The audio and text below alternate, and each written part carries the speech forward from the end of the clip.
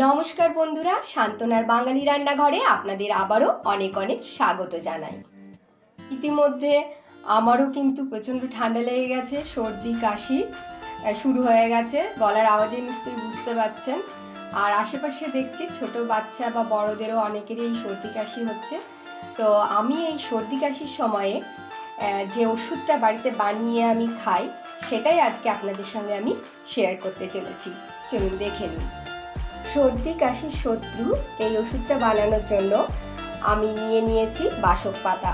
আমি 6টা মতো বাসক পাতা নিয়েছি, আর বাসক পাতাগুলোকে খুব ভালো করে ধুয়ে নিয়েছি। 1 ইঞ্চি মতো আদা নিয়েছি, 1 পিঞ্চ কালো জিরে, 6টা লবঙ্গ, 8টা গোলমরিচ, 2টো এলাচ। এলাচের অনেক সময় ভেতরগুলো বীজগুলো শুকিয়ে যায় বলে ফাঁপা হয়ে যায়, সেরকম নিলে হবে না, এগুলো কিন্তু শক্ত আছে বীজগুলো, দানাগুলো। সেরকম 2টো এলাচ নিয়েছি। একটা হরিতকি, এটা আপনাদের দেখানোর জন্য গোটা নিয়েছি, কিন্তু এটা আমি একটু কয়েকটা টুকরো ছোট করে কেটে নিয়ে নেব। দারচিনির কয়েকটা ছোট ছোট টুকরো নিয়েছি। আমি প্লেটের মধ্যে যা যা নিয়েছি সবগুলোই কিন্তু সর্দি কাশির উপশম হিসেবে ব্যবহার করা হয়। এই ইনগ্রিডিয়েন্টগুলো আমার ঠাকুমা, দিদা, এমনকি মাকেও ব্যবহার করতে দেখেছি সর্দি কাশির উপশম হিসাবে। তাই আমি এগুলো একসঙ্গে সমস্ত কিছু এই ওষুধের মধ্যে ব্যবহার করছি। নিয়ে নিয়েছি 2 চামচ মধু। আমি নিয়ে নিচ্ছি ছোট্ট কাপে 2 কাপ অ্যাকোয়াগার্ডের জল। 2 কাপ জল দিয়ে দিলাম। আমি ওভেনটা অন করে ফ্লেমটাকে হাইয়ে রেখে জলটাকে গরম করে নিচ্ছি। জলটা হালকা গরম হয়ে এসছে। আমি পাতা 6টাকে টুকরো টুকরো করে নিয়েছি, তারপর জলের মধ্যে দিয়ে দিলাম। ওভেনের ফ্লেমটাকে মিডিয়ামে করে দিলাম।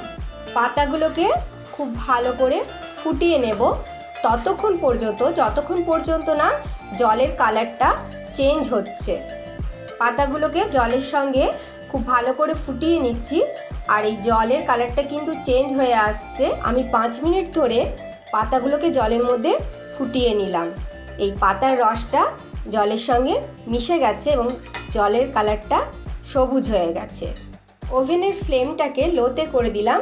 এবারে এই সব পাতাগুলোকেই আমি জল থেকে বের করে দিচ্ছি।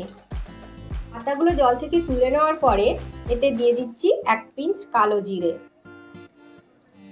লবঙ্গগুলো দিয়ে দিলাম, দারচিনি, এলাচ,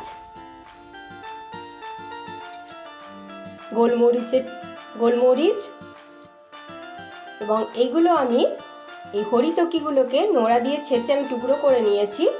আর আপনারা যদি চাকু দিয়ে কাটতে চান, একটু ভিজিয়ে রাখবেন, খানিকক্ষণ নরম হয়ে যায়, চাকু দিয়েও কেটে কয়েকটা ছোট্ট টুকরো নিয়ে নেবেন। এগুলো সব দিয়ে দিলাম এই জলের মধ্যে। আদাটাকে গ্রেট করে দিচ্ছি। বাচ্চারা যদি এটা খেতে পছন্দ না করে, তাদের 2 চামচ ওষুধের মতো সপ্তাহে 2 থেকে 3 দিন খাওয়াবেন, তাহলে কিন্তু সর্দি কাশি হবে না, বা হলেও তাড়াতাড়ি সেরে যাবে। অনেক সময় দোকানে কেনা ওষুধেও চট করে সর্দি কাশি সারতে চায় না, তখন কিন্তু এটা আপনারা বানিয়ে খেতে পারেন। এবং কথায় আছে, prevention is the better than cure. সেই হিসাবেও কিন্তু আপনারা এটা সপ্তাহে 2 দিন কি 3 দিন বানিয়ে খেতে পারেন। যখন চা খান সকালে, যারা লিকার চা খান বিশেষ করে, তারা কিন্তু লিকার চায়ের বদলে এটা খেয়ে দেখবেন, অনেক উপকার পাবেন।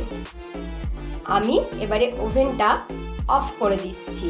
1 কাপ জল নেন, আপনারা 1/2 কাপ করে নেবেন এটাকে ফুটিয়ে, এতে ভালো উপকার পাওয়া যাবে। এটা কিন্তু দেখতেও পুরো লিকার চায়ের মতো হয়েছে। আমি চায়ের মতোই কাপের মধ্যে ছেঁকে নিচ্ছি।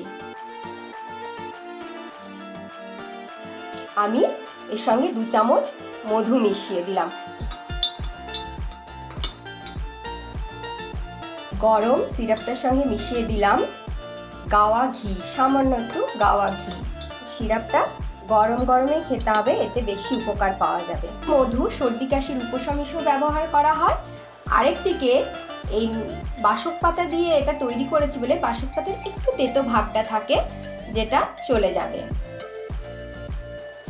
সিজন চেঞ্জের সময় বাইরে বেশ ভালোই ঠান্ডা পড়েছে, আপনারা কিন্তু শীতের পোশাক অবশ্যই পরে বাইরে বেরোবেন।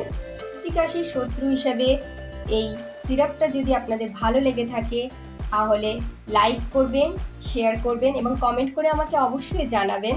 আর যারা আমার চ্যানেলকে এখনও সাবস্ক্রাইব করেননি, প্লিজ প্লিজ প্লিজ তাদের কাছে আমার অনেক অনেক অনুরোধ, আমার চ্যানেলকে সাবস্ক্রাইব করবেন। সকলে অনেক অনেক ভালো থাকবেন, সুস্থ থাকবেন। ধন্যবাদ।